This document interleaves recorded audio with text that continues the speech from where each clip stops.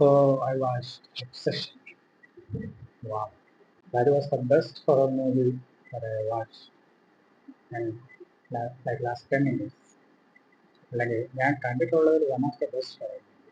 ഞാൻ കണ്ടിട്ടുള്ള top 3 horror movies ഏതാണെന്ന് വെച്ചാൽ it is one of them. ഏതാണ്ട് ഒരു 10 വർഷത്തോളമായിട്ട് ഹോളിവുഡിനെ സംബന്ധിച്ചിടത്തോളം ഹൊറർ മൂവി എന്ന് പറയുന്നത് ജംസ്കേഴ്സും എന്താ പറയുക സൗണ്ട് അങ്ങനത്തെ എന്താ പറയുക നമ്മളായിട്ട് ദേഷ്യം പിടിപ്പിക്കുന്ന ഹൊറർ സീൻസ് ഒക്കെയാണ്. പക്ഷേ ഇത് ഒരു ജംസ്കെയറും ഇല്ല. ജംസ്കെയർ എന്ന് പറയാൻ പറ്റില്ല, സിറ്റുവേഷണൽ ജംസ്കെയർസ് മാത്രമേ ഇതിൻ്റെ ഉള്ളൂ. This is more like psychological. ഇതിൽ മെയിനായിട്ടും 4 ക്യാരക്ടേഴ്സാണ്. ഒന്ന് നിക്കി എന്ന് പറയുന്ന മെയിൻ ക്യാരക്ടർ, പിന്നെ ബെയർ എന്ന് പറയുന്ന ബായോ എന്നാണ് പുള്ളിയുടെ പുള്ളി, പിന്നെ അവരുടെ 2 ഫ്രണ്ട്സ്, ഇയാൻ ആൻഡ് ഒരു സാറ. ഇവർ 4 പേരും ഒരു സ്റ്റോറിൽ വർക്ക് ചെയ്യുന്ന ആൾക്കാരാണ്. അതിൽ ഈ ബെയർ എന്ന് പറഞ്ഞ ആൾക്ക് നിക്കിയുടെ ഇൻഫാക്ച്വേഷൻ അല്ല, ഒബ്സഷൻ. ശരിക്കും സിനിമയിൽ നമ്മൾ ഒബ്സഷൻ അല്ലെങ്കിൽ പ്ലോട്ട് ഐ മീൻ എല്ലാവർക്കും ഏകദേശം പ്ലോട്ട് അറിയാം. ഒരു വേറൊരു ബില്ല് ബ്രേക്ക് ചെയ്യുന്ന ഒരു വിഷ്, ഒരു കാര്യം വിഷ് ചെയ്യുന്നു, ആക്സിഡൻ്റലി അല്ലെങ്കിൽ അൺഫോർച്ചുനേറ്റ്ലി ആ വിഷ് റിയൽ ആകും. അപ്പോൾ ഈ വിഷ് ആകുന്നത് എന്താ, പുള്ളി വിഷ് ചെയ്യുന്നത് ശരിക്കും നമ്മളോർക്കും ഈ ഒബ്സഷൻ കാണിക്കുന്നത് ശരിക്കും ഈ നിക്കി എന്ന ക്യാരക്ടറിലൂടെയാണ്. പക്ഷേ ഇത് ശരിക്കും ഒബ്സഷൻ അല്ലെങ്കിൽ ഒബ്സസ്ഡ് ആയിരിക്കുന്നത് ബെയർ എന്ന് പറഞ്ഞ ക്യാരക്ടർ. അപ്പം ഞാൻ 3-4 വർഷം മുമ്പ് ഒരു സിനിമ കണ്ടതാണ്, 500 Days of Summer. അപ്പോൾ അത് ആ സിനിമയിലൊന്നും ഒരു ബന്ധമില്ല. പക്ഷെ ഈ കഥ പറയുന്ന രീതി അതൊരു കോമൺ കണക്ഷനുണ്ട്. അപ്പം അതിൽ ഇതേപോലെ സമ്മർ എന്ന് പറഞ്ഞൊരു ക്യാരക്ടറുണ്ട്. പിന്നെ മെയിൽ ക്യാരക്ടറിൻ്റെ നെയിം ഞാൻ ഓർക്കുന്നില്ല. ഈ സമ്മറിനോടുള്ള ആ മെയിൽ ക്യാരക്ടറിൻ്റെ ഇഷ്ടമാണ് നമ്മൾ കാണുന്നത് ആ ഒരു ഫിലിം മൊത്തം. അല്ലെങ്കിൽ വൺ സൈഡ് ലവ്, ആ വൺ സൈഡ് ലവിൻ്റെ റിയാലിറ്റിയും അയാൾ എന്താണോ സ്വപ്നം കാണുന്നത് അത് തമ്മിലുള്ളൊരു ഡിഫറൻസ് ആണ് സിനിമ കാണിക്കുന്നത്. പക്ഷേ ഭയങ്കര നമ്മളൊരു പക്ഷേ കുറച്ചും കൂടി ഡീപ്പറായിട്ട് നോക്കുകയാണെന്നുണ്ട് ഭയങ്കര ഇൻഡയറക്റ്റ് ആയിട്ട്, ഭയങ്കര ഒരു ഹിഡൻ ആയിട്ട് ഈ സമ്മറിൻ്റെ ഫീലിങ്സ് അതിനകത്ത് കാണിക്കുന്നുണ്ട്. അപ്പം നമ്മൾ സിനിമ അവസാനിക്കുമ്പോൾ നമ്മൾ അവർക്ക് പോവാം, അതിൻ്റെ അകത്ത് മെയിൻ ക്യാരക്ടർ അവനൊന്ന് പാവമാണ്. പക്ഷേ ഒരിക്കലും നമ്മൾ നമ്മുടെ ബെയർ ഐസിൽ ഈ സമ്മറിൻ്റെ ഫീലിങ്സ് കാണുന്നില്ല. പക്ഷേ അത് ഹിഡനായിട്ട് അവിടെ പ്രസൻറ്റ് ചെയ്തിട്ടുമുണ്ട്. സോ അതുപോലൊരു ഹിഡൻ ഡീറ്റെയിൽസ് ഈ സിനിമയിലുണ്ടെന്ന് എനിക്ക് തോന്നുന്നു. ഈ 500 Days of Summerലാണെങ്കിലും ആകെ 1-2 സീൻ മാത്രമാണ് ഈ സമ്മറിൻ്റെ ഫീലിങ്സ്. അതും ഭയങ്കര ഷോർട്ടായിട്ടാണ് കാണിക്കുന്നത്.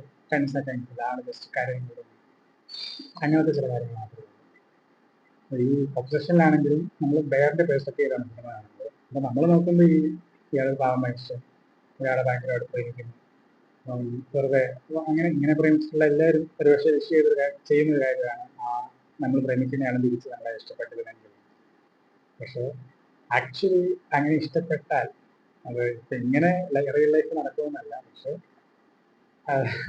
ഈ നമ്മൾ ഒബ്സസ്ഡ് ആയിട്ടുള്ള ഒരാൾ ശരിക്കും നമ്മളെ കൊണ്ട് അനുഭവിക്കുന്ന കാര്യങ്ങൾ, അതായത് നമ്മൾ കാരണം അയാൾ ഉണ്ടാകുന്ന ബുദ്ധിമുട്ട് എന്താണെന്ന് ഈ സിനിമകളെ നമുക്ക് കാണാൻ പറ്റും. ഞാൻ പറഞ്ഞത് മനസ്സിലാകുന്നറിയില്ല. അതായത് ബെയർ ഇതിൻ്റെ അകത്ത് വിഷ് ചെയ്യുന്നത് നിക്കി എന്നെ മറ്റാരെക്കാളും ഈ ലോകത്ത് സ്നേഹിക്കണം.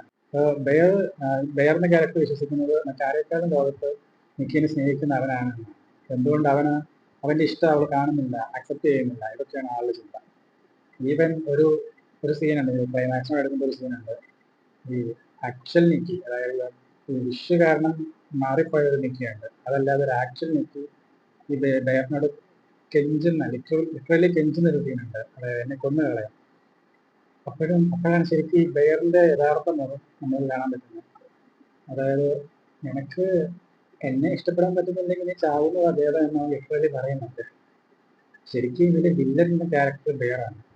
ഇങ്ങനെ ഇഷ്ടപ്പെടുന്ന ആൾക്കാർ ഓരോരുത്തരുടെയും ഉള്ളില് ഒരു വില്ലൻസം ഈ സിനിമ കാണിച്ചു വരുന്നുണ്ട്. അതായത് ഒറിജിനൽ നിക്കിക്ക് ഈ ബെയർ എന്ന ക്യാരക്ടർ കൊണ്ട് ഉണ്ടാകുന്ന ബുദ്ധിമുട്ടുകൾ എന്തായിരുന്നിരിക്കാം എന്ന്, അല്ലെങ്കിൽ കുറച്ചും കൂടെ മുന്നോട്ട് പോകുമ്പോൾ ഈ ബെയറിന്റെ ക്യാരക്ടറിനെ കൊണ്ട് നിക്കിക്ക് ഉണ്ടായേക്കാവുന്ന വിഷമങ്ങൾ, അല്ലെങ്കിൽ പോട്ടെ ജനറലി പറയുകയാണെന്നുണ്ടെങ്കിൽ ഒബ്സസ്ഡ് ആയിട്ടുള്ള ഒരാളെ കൊണ്ട് ഇയാൾ ഒബ്സസ്ഡ് ആയിട്ടുള്ള ആ ആൾക്കുണ്ടാകുന്ന ബുദ്ധിമുട്ടുകൾ, അതാണ് ശരിക്കും നമ്മൾ ഈ നിക്കിയിലൂടെ കാണുന്നത്. നിക്കിയിലൂടെ കാണുന്ന മീൻസ് നിക്കിയിലൂടെ വേറെ അനുഭവിക്കുന്നത് നമ്മൾ കാണുന്നുണ്ട്. ഒരു 2 മണിക്കൂർ ട്രോമയാണ് ശരിക്കും. അപ്പം അത് ശരിക്കും ഈ ദയർന്ന് ഞാനിപ്പോൾ ഇഗ്നോർ ചെയ്ത് കളയുകയാണ്. കാരണം പുള്ളിക്ക് എന്തൊക്കെ ആരൊക്കെ കൊന്നാലും വേണ്ടില്ല, നിക്കി എൻ്റെ കൂടെ ജീവിച്ചാൽ മതി എന്നാണ്. പക്ഷെ അത് കാണുന്ന നമുക്കത് മനസ്സിലാവും എത്രമാത്രം ബുദ്ധിമുട്ടുള്ളൊരു കാര്യമാണ് നമുക്കൊരാളുടെ നോ അക്സെപ്റ്റ് ചെയ്യാൻ, അല്ലെങ്കിൽ നമ്മുടെ നോ ഒരാൾക്ക് അക്സെപ്റ്റ് ചെയ്യാൻ പറ്റില്ല എന്നുള്ളത്. So in that sense it is one of the greatest movies. I think എല്ലാവരും ഒരു മസ്റ്റ് വാച്ച് ആയിട്ട് കണ്ടിരിക്കേണ്ട ഒരു സിനിമയാണ്. തിയേറ്ററിൽ കാണാൻ പറ്റാത്തവർക്ക് ഇപ്പോൾ ഒരു OTT റിലീസ്ഡ് ആയിട്ടുണ്ട്. So do watch Afsal, because it's a must watch.